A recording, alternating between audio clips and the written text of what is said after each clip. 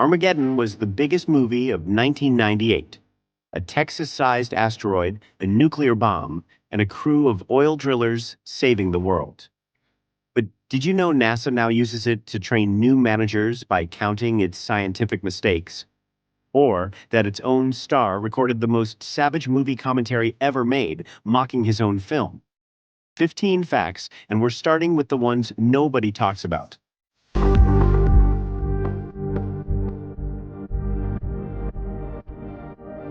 15. NASA uses it to train new managers by finding its mistakes. Here's a fact that sounds made up, but is genuinely true. NASA reportedly screens Armageddon as part of its management training program, not as inspiration, but as a test. New managers are tasked with spotting as many scientific and technical errors as they can, and by the count that's circulated for years, at least 168 mistakes have been identified in the film. The exercise is designed to sharpen the ability to notice when something's wrong, using one of the least accurate space movies ever made as the world's most entertaining error hunt. And it's a delicious irony. The space agency depicted as Earth's saviors in the film uses that same film to teach people how to think critically about what's impossible. Director Michael Bay has cheerfully admitted the whole premise, that NASA could actually pull off this mission, is unrealistic. So the movie became an official teaching tool, prized precisely for everything it got gloriously, spectacularly wrong. 14. Ben Affleck recorded the most savage commentary in film history. Armageddon produced what many consider the greatest DVD commentary ever made, because its own star spends it roasting the movie. On the 1999 Criterion Collection track, Ben Affleck gleefully dismantles the film's logic, most famously revealing a conversation with Michael Bay. Affleck asked why it was easier to train oil drillers to become astronauts than to train astronauts to become drillers. And Bay, he says, told him to shut the funkag up. So that was the end of that talk. Affleck keeps going, mocking the training montage. 8 whole months, as if that's not enough time to learn how to drill a hole. But in a week, we're going to learn how to be astronauts. And here's the kicker.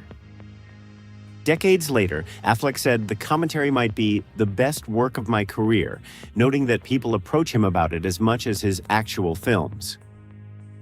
The star's affectionate demolition of his own blockbuster became legendary. 13. It was one of 2 dueling asteroid movies that summer. 1998 was improbably the year of the big asteroid movie. Because Armageddon wasn't alone. Just 2 months earlier, in May 1998, Paramount and DreamWorks released Deep Impact, a strikingly similar film about a planet-killing space rock and a desperate mission to stop it. The 2 productions were direct competitors, racing to cash in on the same doomsday premise, and their rivalry became one of the great twin movie showdowns in Hollywood history. The films split the difference perfectly. Deep Impact was the more scientifically grounded, measured, character-driven take, patient and melancholy. Armageddon was the louder, faster, more explosive crowd-pleaser. Deep Impact opened first and did well, but Armageddon ultimately won the box office war, becoming the higher grossing of the 2. It's a pattern this channel has seen before, with The Thin Red Line and Saving Private Ryan, or Ants and A Bug's Life. 2 studios, 1 idea, released side by side, forever measured against each other. 12. Michael Bay says it predicted a real NASA mission. 24 years later, Armageddon's ridiculous premise got a genuinely startling real-world vindication. In 2022, NASA launched the DART mission, the Double Asteroid Redirection Test, deliberately crashing a spacecraft into an asteroid to test whether humanity could nudge a dangerous space rock off a collision course with Earth. Michael Bay was thrilled, posting on Instagram, "I told you so, but no one wanted to listen to me. NASA's DART rocket lifted off today." Bay told the press, "Our plan was not far off," and made a serious point beneath the bravado. "Asteroids are a genuine threat, and it's better to practice deflecting them now than to face one unprepared." Of course, DART used a kinetic impact, simply ramming the asteroid, not a crew of oil drillers with a nuclear bomb. But the core idea that humanity might one day have to actively defend Earth from an incoming asteroid went from Bay's junk science blockbuster to an actual funded space mission. The Rock movie became a rocket reality. 11. The famous love song was nearly sung by someone else, and its lyric came from Streisand's husband Armageddon, gave Aerosmith the biggest hit of their career. And it almost didn't happen. I Don't Want to Miss a Thing, written by hitmaker Diane Warren, became Aerosmith's first ever one single on the Billboard Hot 100. But Warren had originally imagined a different voice. She'd considered Celine Dion, fresh off her Titanic smash, My Heart Will Go On, to perform it. Filmmakers instead lobbied Aerosmith hard, appealing to lead singer Steven Tyler's emotions, which mattered enormously because his daughter Liv Tyler was the film's female lead. The song's origin is even sweeter. Warren said her inspiration came from an interview with Barbra Streisand's husband, who mentioned he didn't like to fall asleep because he'd miss her. And that became the central lyric, I don't want to fall asleep because I'd miss you, babe. So the power ballad of a Michael Bay explosion fest was born from Barbra Streisand's husband's romantic insomnia. Hollywood is stranger than fiction. Number 10. The oil driller premise was a late rewrite of a very different script. Armageddon's screenplay passed through a staggering number of hands, and the version audiences know is far from the original. The film credits multiple writers, but an army of talent worked on it uncredited, including a young J.J. Abrams, plus Scott Rosenberg, Robert Towne, Paul Attanasio, and Ann Biderman, all polishing and rewriting. The final film is a patchwork of many voices assembled at speed for a fixed release date. More striking is how different the earliest concept was. Contributing screenwriter Robert Roy Poole has said his original script didn't involve blowing up an asteroid with drillers and a nuke at all. It used an anti-gravity device to deflect an incoming comet, an idea he claimed was much more in line with top-secret research. That grounded, science-forward premise was discarded in favor of the blue-collar heroes with a bomb spectacle Bay wanted. The thoughtful version became the explosive version, a transformation that defines the entire film. Number 9. Bruce Willis won a Razzie for it the same year he was great elsewhere. Armageddon's critical reception was brutally split, and no one embodied that split like Bruce Willis. The film earned a remarkable spread of honors. 4 Academy Award nominations for Best Sound, Best Visual Effects, Best Sound Effects Editing, and Best Original Song, and a Saturn Award for Best Director. But it was simultaneously nominated for 7 Razzie Awards, the mock prizes for the year's worst films, including Worst Picture and Worst Director. Willis personally took home the Worst Actor Razzie, though there's an asterisk. The award was for his combined performances in Armageddon, Mercury Rising, and The Siege, all released in 1998. It's a perfect encapsulation of what Armageddon is. A film Oscar voters and Razzie voters could both find plenty to nominate. Roger Ebert even placed it on his list of most hated films. Beloved and derided in equal measure, it remains one of the most divisive blockbusters ever made. A movie you either surrender to or resist entirely.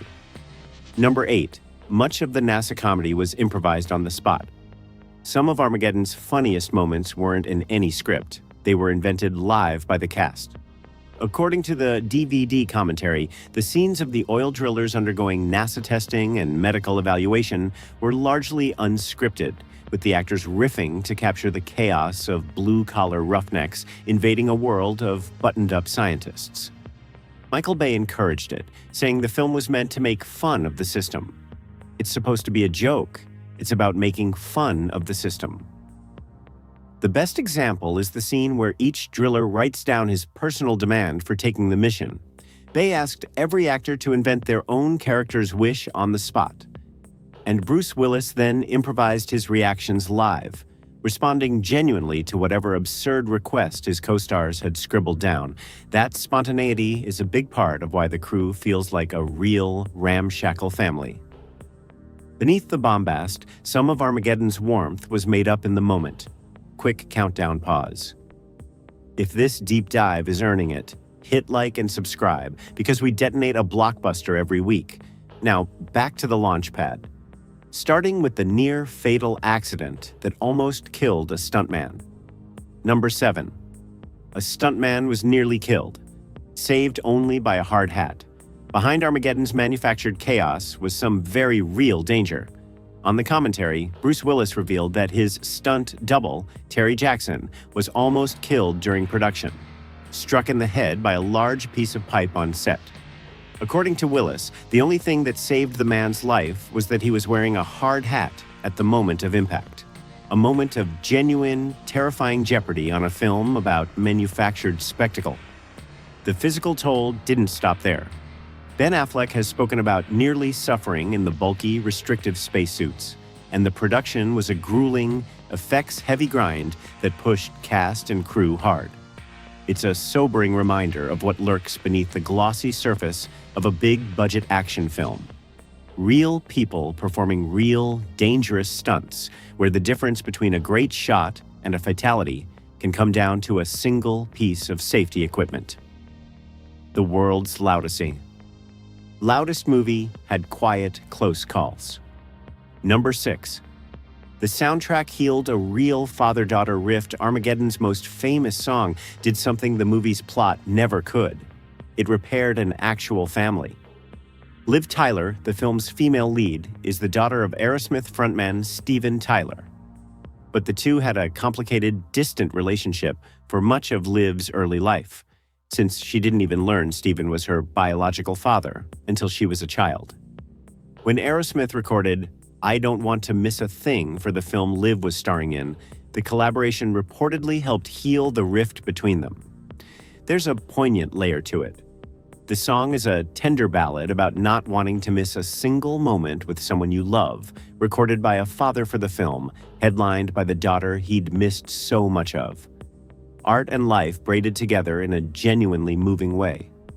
The number 1 hit that soundtracked a Hollywood explosion spectacle quietly did real emotional work off screen, bringing a father and daughter closer through music. Number 5. Michael Bay actually got NASA's cooperation. For all its scientific howlers, Armageddon secured something valuable: real NASA cooperation. The production was granted significant access, and Bay was able to have his crew sit in on and film around actual shuttle operations at the Kennedy Space Center, lending the film's launch sequences a genuine, weighty authenticity that models alone couldn't provide. Bay has joked about sexing up NASA for the screen, noting that one building used in the film actually sold herbal products. But the underlying access was real. It's an interesting tension at the film's heart. NASA lent its facilities and prestige to a movie whose entire plot the agency's own scientists consider absurd, and which it now uses to teach error spotting. But the cooperation paid off visually. Armageddon's rockets and launch pads carry a physical reality that grounds the outlandish story, and that authenticity is part of why the film's spectacle still holds up. Real NASA hardware, impossible NASA mission, the contradiction that defines the whole movie. Number 4, it was the highest-grossing film of 1998, beating Saving Private Ryan. Despite the critical drubbing, Armageddon was a colossal commercial triumph. It became the highest-grossing film worldwide of all of 1998, out-earning every other release that year, including acclaimed heavyweights like Saving Private Ryan. On a budget of around $140 million, it grossed over $550 million worldwide, a staggering return that cemented Michael Bay and Jerry Bruckheimer as the reigning kings of the summer blockbuster. The victory is telling. 1998 was a year of prestige cinema, and yet the film audiences flocked to most was a loud, sentimental, scientifically ludicrous rock'em sock'em asteroid movie. It proved definitively that spectacle and emotion could out-earn artistry at the box office. A lesson Hollywood took very much to heart in the decades of tentpole filmmaking that followed. Armageddon wasn't just a hit. It was a statement of what the modern blockbuster would become: bigger, louder, more emotional, and utterly unbothered by the laws of physics. Number 3. Critics hated it. The Criterion Collection enshrined it as art. Here's one of the great paradoxes in home video. Armageddon was savaged by critics, of 43% on Rotten Tomatoes, a spot on Roger Ebert's most hated list. And yet, it was inducted into the Criterion Collection, the prestigious label reserved for the most important and artful films ever made, sharing a catalog with Kurosawa, Fellini, and Bergman. Criterion's own defense of the choice called Bay a cutting-edge artist who is a master of movement, light, color, and shape. That inclusion sparked genuine debate about what makes a film important and whether pure, maximalist entertainment counts as art. Was it a sincere celebration of Bay's craft or a knowing wink? Either way, the Criterion edition, with its now legendary commentaries, treated a critically panned popcorn movie with the reverence of a masterpiece. It remains one of the boldest, most argued-over selections in the label's history. A Michael Bay explosion fest, sitting on the same shelf as Seven Samurai. Number 2. It defined the modern Michael Bay blockbuster. Armageddon is arguably the film where the full Michael Bay style crystallized into the template that would dominate action cinema for a generation. Everything is here: the golden hour lens flares, the low-angle hero shots, the rapid-fire editing, the American flags rippling in slow motion, the fusion of overwhelming spectacle with broad comedy and unabashed sentimentality. It's a maximalist sensory assault engineered to overwhelm. And it worked so well, it became the industry standard. The film's DNA runs straight into Bay's Transformers empire and countless imitators. That combination of military hardware, patriotic emotion, jokey banter, and non-stop destruction became the blueprint for the 2000s blockbuster. Love it or loathe it, and critics have done plenty of both. Armageddon's influence on the grammar of the modern action movie is undeniable. It taught Hollywood that you could bludgeon an audience with spectacle and still make them cry. And that formula has generated billions of dollars in the decades since. Bay didn't just make a hit, he made a template. Number 1. The dumb blockbuster that became a beloved cultural monument stepped back, and Armageddon's real legacy is its sheer, unkillable staying power. Dismissed by critics as a brainless spectacle riddled with 168 documented scientific errors, mocked by its own star. And yet it endures as one of the most beloved and quoted films of its era, a permanent fixture of cable, streaming, and pop culture memory. It made Ben Affleck a star, gave Aerosmith their only number 1, became Criterion canonized, and predicted a real NASA mission. Few dumb movies have ever been this consequential. Its endurance reveals something true about why we watch movies. Armageddon isn't accurate, subtle, or realistic, but it's sincere, propulsive, and unashamedly emotional, built to make a crowd cheer and cry in the same 2 hours. That's a rare and underrated craft. The film that scientists use to teach mistakes turns out to be a masterclass in something else entirely: how to move millions of people who know and don't care, that none of it makes sense. Those were 15 facts most fans have never heard about Armageddon. Which one got you? NASA teaching its mistakes, or Affleck's legendary commentary? Blow up the comments with your answer. If this earned it, hit like, subscribe, and send it to the friend who still can't hear that Aerosmith song without tearing up. Until next time, I'm already gone.